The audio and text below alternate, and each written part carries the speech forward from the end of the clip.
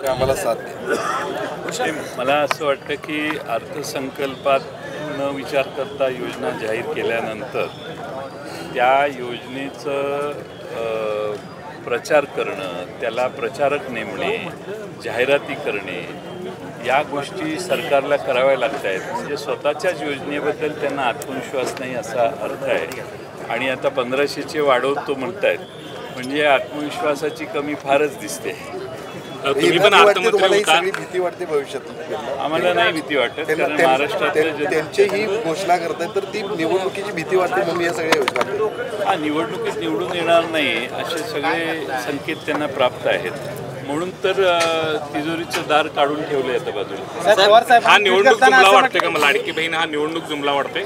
त्यांच्यासाठी तो निवडणूक जुमला असेल, पण महाराष्ट्रातल्या भगिनींची सुरक्षितता ही आम्हाला प्रायोरिटी आहे।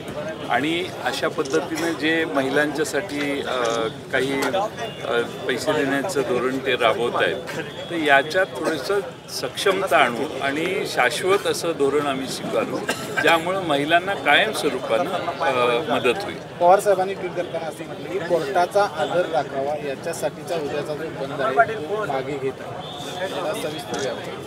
मला माहीत नाही की त्यांनी काय म्हटलेलं आहे, मला थोडंसं चर्चा करावी लागेल, मग मी माहिती घेऊन सांगेन। कोल्हापुरातनं जे घडते ते सगळं राज्यभर पाहायला मिळते। कोल्हापुरातनं तर राज्यांच्या रूपानं एक राष्ट्रवादीचा प्रवेश झाला। आगामी काळात काही असे संकेतांनी आहेत का पश्चिम महाराष्ट्रात किंवा संपूर्ण महाराष्ट्रात? 3 सप्टेंबरला राज्यभरात आणि काय ओढा महाविकास आघाडीकडे हळूहळू बऱ्याच ठिकाणी अशा गोष्टी झालेल्या आपल्याला दिसतील। कारण महाराष्ट्रामध्ये सध्याच्या सरकार विरोधी नापसंती फार मोठी आहे आणि ती पदोपदी जाणवते लोकांना। आणि अनेक कार्यकर्ते नेते थोडेसे इकडं तिकडं मधल्या काळात गेले, ते सगळेच आता म्हणतायत की आम्ही पवार साहेबांना साथ देणार। अजित पवार गटाच्या आमदारांचा पण यामध्ये समावेश आहे। अधिकृत पक्षप्रवेश 3 तारखेला होणार आहे। त्या संदर्भात काय पाटील फोन येतोय? मी आता जाहीर केलं ना, पवार साहेबांशी मी बोललो। पवार साहेब स्वतः राजे समरजित घाटगेंचा प्रवेश करण्यासाठी कागलला येणार। इकडे तिकडे गेलेले तुम्ही येणार आहे म्हणता, अजित पवार गटाची मग यामध्ये असणार आहेत का आमदार? काही संपर्कात आहेत का? नाही, त्याच्यावर मी भाष्य करत नाही, कारण एखादी घटना झाल्यावरच त्यावर बोलणं योग्य आहे। केपी पाटीलनी आपल्याबरोबर चर्चा घेतली, भेट काय नेमकी चर्चा झाली? कारण ते केपी पाटील नव्हते, पण त्यांचे सगळे समर्थक होते आणि साधक बाधक बरीच चर्चा झाली। एका बाजूला समरजित घाटगे राष्ट्रवादी शरद पवार पक्षामध्ये प्रवेश करतायत, मात्र महाविकास आघाडीचे जिल्ह्यातले प्रमुख नेते म्हणून त्यांना म्हटलं जातं सतेज पाटील आणि हसन दाभोळी जिल्ह्याला माहिती आहे।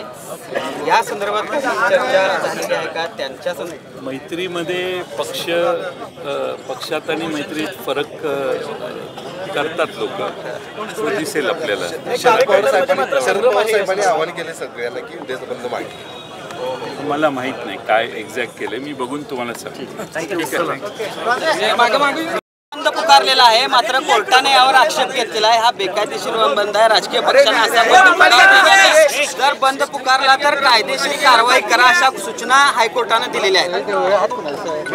मी आताच निर्णय मला सांगण्यात आला, त्याविषयी आम्ही पक्षांतर्गत अजून चर्चा केली नाही, पण पवार साहेब त्यात स्वतः लक्ष घालतात, ते त्या बाबतीत योग्य ते निर्णय करतील। आता मी इथं आहे, पवार साहेब पुण्यात आहेत, त्यांची चर्चा काही लोकांशी करून ते निर्णय करतील। कोर्टाच्या या सूचनेनंतर देखील महाविकास आघाडीचा बंद उद्या होणार आहे का?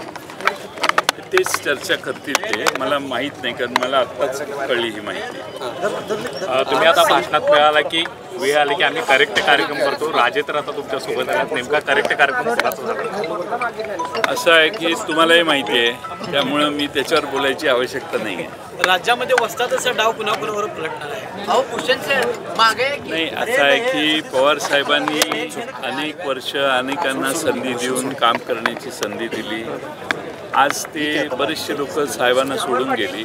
आता महाराष्ट्रात नवे तरुण चेहरे वेगवेगळ्या ठिकाणी पुढे येत आहेत आणि त्यातला एक सगळ्यात प्रॉमिनंट चेहरा म्हणून समरजित घाटगे साहेबांनी आज निर्णय घ्यायचं ठरवलेलं आहे। कार्यकर्त्यांनी त्यांना सुचवलं की आपण ह्या मार्गाने जावं, त्यामुळे असे अनेक नवे पुढं येऊन निवडून येण्याची क्षमता असणारे अनेक चेहरे आज पुढं राष्ट्रवादीत येत आहेत. याच मतदारसंघामध्ये ईडीच्या कारवाईवरून रान पेटलं होतं. ज्यावेळी तुमच्यासोबत हसन मुश्रीफ होतं त्यावेळी तुम्ही पाठबळ दिलं होता.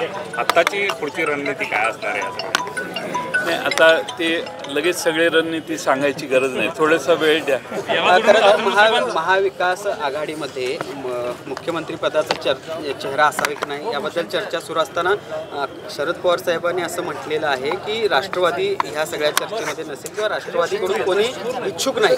म्हणजे राष्ट्रवादी शरद पवार पक्षानं या सगळ्या स्पर्धेतनं माघार घेतली असं म्हणायचं का मुख्यमंत्री पदाच्या चेहऱ्याच्या? पवार साहेबांनी जे सांगितलेलं आहे ते आमच्यासाठी अंतिम असतं, त्यामुळे त्याच्यावर वेगळं भाष्य करणे योग्य नाही. कागलसह कोल्हापूर जिल्ह्यामध्ये राष्ट्रवादीचा झेंडा पुन्हा डवलणार आहे का?